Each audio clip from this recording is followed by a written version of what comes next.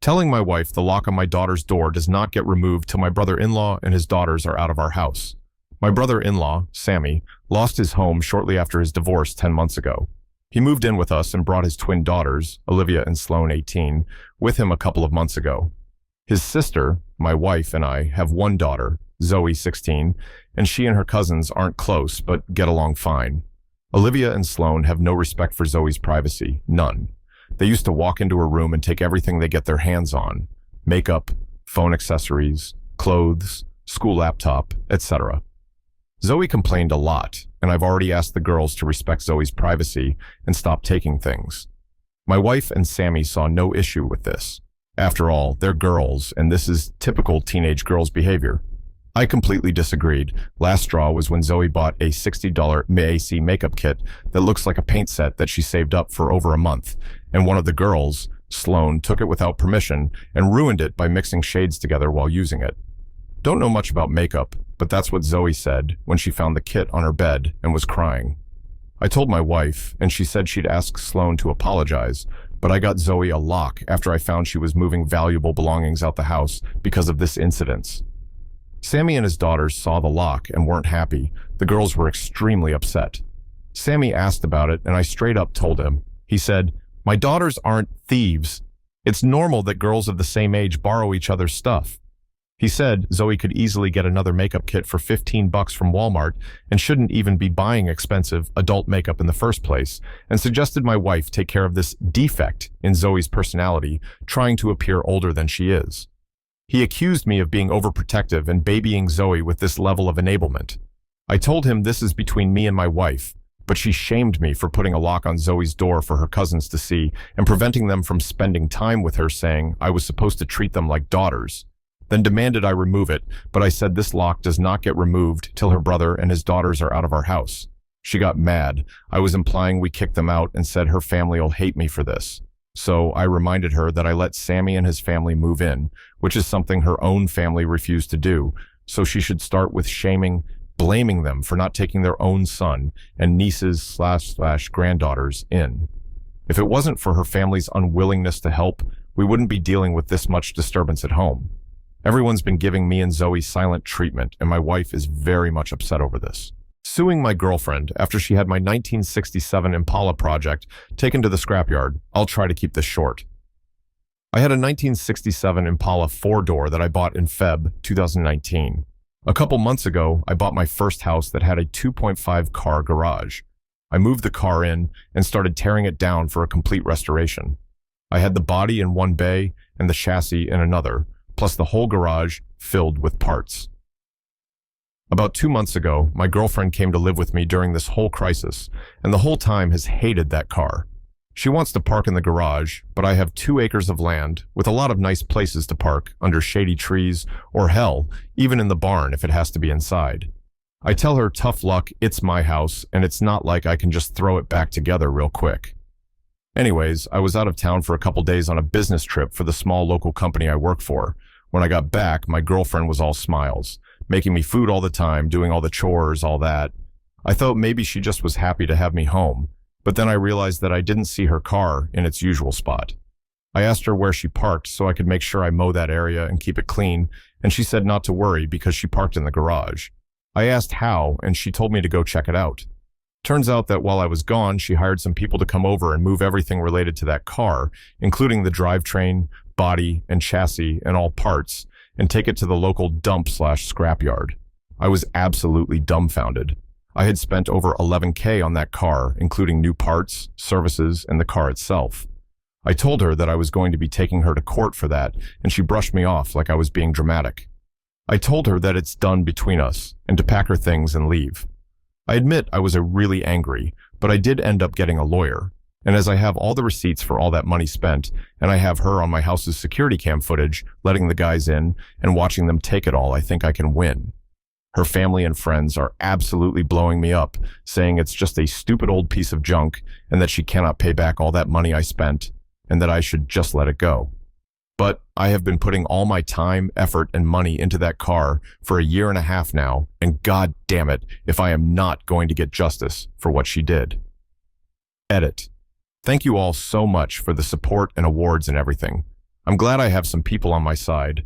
I got a call from her mom about 20 minutes ago, and she told me that I was ruining her daughter's life over a stupid car. I told her she ruined her own life. I've been gathering documentation and stuff, and I'm about to head down to the police station and file a report, as suggested by Lots here. Once again, thank you all. Update. Went to the police station last night, was told to come back in the morning. Just got back and filed an official report against her for grand larceny and grand theft auto. I showed them all the receipts I had for the car and the footage of her letting the guys come and take it, as well as the title for the vehicle in my name. They said they will be in contact with all three parties, me, XGF, and Junkyard guys, soon, and they will hopefully be able to recover some or all of the car. Just have to wait. Now. Huge update. They found my goddamn car. The Junkyard guys apparently were in the middle of hiding it when the police came to ask them questions. It was on a forklift, and they were going to put it on top of a pile of cars that was hidden behind more piles of cars. They said it was theirs, and they had the title, but obviously didn't have the title for it, and since they matched the VIN on the chassis and body to the VIN on my title, it was obviously mine. I know at least one person there has been arrested. I think he was in the camera footage I talked about earlier.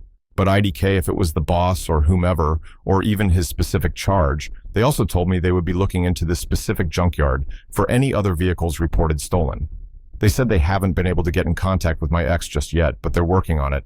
I'm just so glad they found my car. Luckily, I made quite an album of pictures detailing me tearing down the car, and so I can use that to prove what parts they had were mine, so I can hopefully get most or all of it back. Police haven't let me take it back home yet, as they say it is evidence or something, so hopefully I can get it back eventually. Thank you all so much for the support and advice. She's going to be all right. Pretending to get fired when customers get a temper with me, I am a high schooler with a weekend job at a coffee shop. My coworkers who work weekends are James, the owner's son. He goes to my school. He's a shift manager, but it's not a real formal thing. He's a friendly guy. Danielle, a college student who sometimes works weekends too. So sometimes customers will come in and just be angry about such little stuff, like literally blow up about nothing. I don't know if they're in a bad mood already and looking for someone to take it out on or what, but it's a lot. Like how sad so you have to be a grown-ass man, taking your anger out on high school and college kids. So James and I were joking about having a little fun with them and hopefully getting them off our backs. So one day I was at work and some guy was having a temper about how we don't make the coffee hot enough, which I couldn't do a thing about because I gave it to him right out of the machine. So James came in and was like, "Sir, is there a problem here?" And the guy started ranting at him too. So he was just like, "OP, this is unacceptable, you're fired." I started acting real sad, like, "No, please don't fire me. My family needs the money. I need this job. Please-y." And he played up being a hard ass, telling me to take off my apron and leave. The angry guy started to backtrack like, "It isn't that big of a problem. You don't need to fire her over it. I didn't mean it." And James was like, "No, we pride ourselves on the best customer service." Of course, after all that drama, I still had my job. We were just acting. And we've done it a couple times. Whenever a customer will lose their temper at Danielle or I, James will storm in and fire us. And almost every time, the person who had come in angry will apologize and say that they didn't mean it. It's kind of satisfying, making people realize their actions might actually have consequences. Anyway, I was telling my friends from school about this, and a few of them thought it was a mean prank to let someone go away thinking they'd gotten someone who desperately needs the money fired. Bringing up my brother's premature birth at Christmas dinner to get my parents to shut up. I am a nurse practitioner, and I am the primary care provider for a lot of the low-risk maternity cases at the practice where I work. I also work hand-in-hand with the doctors and midwives to create a healthy maternity, birth, and postpartum situation. My fiancée is completing her residency. We live together and have for a few years now. We aren't in any hurry to get married. We originally had plans to do so a couple of years ago, but then we got really busy for 2 years. It is driving my very religious parents crazy that their youngest son is living in sin. I don't really care. I'm an adult and I do what I want. We are getting married in June, so we are visiting my parents for Christmas. The way it came together this year, everyone is at my parents' house. So that's my folks, my 3 siblings, myself and fiancé, and 7 grandchildren. So 17 people. At dinner, my mom starts going on about how she is so glad that we are finally getting married and she won't be embarrassed at church anymore. And my dad says how proud he is of his 3 older kids who all either waited to get married before moving in together or got married right away after moving in together. My fiancé was getting embarrassed, and I was getting mad over this stupid argument we have had too many times. And a family dinner was the last straw. I have asked them repeatedly to just accept that they cannot control how I live my life. I refuse to stay with them when I visit, even if I come alone. Hotels are just easier. So I started talking about a premature baby I had been reading about. It was almost 3 months premature and weighed about 1.6 pounds. It was super strong and healthy for being born so little, and the NICU had high hopes for the baby doing well. My mom and dad both got deer in the headlights looks on their faces. Too bad. Should not have fucked around with my fiance's feelings. So I asked about my oldest brother. He was born almost 4 months premature. Is there a chance that we could check out the family album where we keep all the records of family births and stuff? I already know my brother was over 9 pounds and almost 23 hours long when he was born. My grandmother told me all about it the first time my parents tried to shame me. The subject gets changed very fast. After supper, my parents told me that I should not try to embarrass them with private things that are not my concern. I told them that if I heard anything about my living arrangements ever again for the rest of my life, I would make sure to keep bringing up the fact that my mom was in her second trimester when they got married. My parents are mad at me for telling them how to behave in their own home, but my fiancé is happy that they seem to be off the subject for good. Not taking down my video that was a gift from my best man. I have a sister that's 6 years older than me. My parents for years cancel on me last min because of my sister. I have a basketball game. Ops, sorry sister doesn't feel like going out. I am graduating. Ops, sorry sister had a bad day at work. They have missed both major and smaller events in my life because of her meltdowns. I met the love of my life. We decided to tie the knot. From the beginning, I told my parents how I am worried my sister will ruin another special moment in my life. My mom told me over and over again it would not happen. The day of my wedding, I received a voicemail from my mom saying they couldn't come because my sister's dog was sick and she was upset. I was hurt. My best man, however, is a jokester. He took my phone, then went to my fiancé and asked if he could post a video of our wedding as a gift on social media. She loved his idea. I had no idea about it until I came home. Our honeymoon was at a lakeside cabin, no cell service. The post caption was, "My best friend. He is an amazing person, even if his parents never showed up for him." Video was still pictures of us next to her parents, me on the dance floor, cutting the cake, where you would normally see both parents in wedding pictures. The sound behind the video was my mom's voicemail, explaining how they couldn't come because my sister's dog was sick. I came home a week later to hundreds of messages, family members from both sides insisting I take it down. I was told my sister hasn't stopped crying. My mom is refusing to leave the house. I may be the A here. I didn't take it down when I got my messages. I didn't call my family back right away.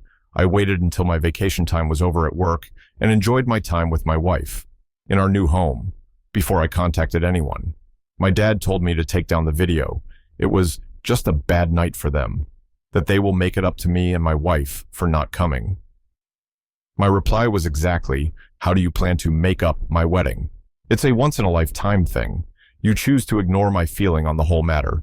Then he just repeated, "He will make it up to me." I told him I would take down the video only when he made up missing my wedding.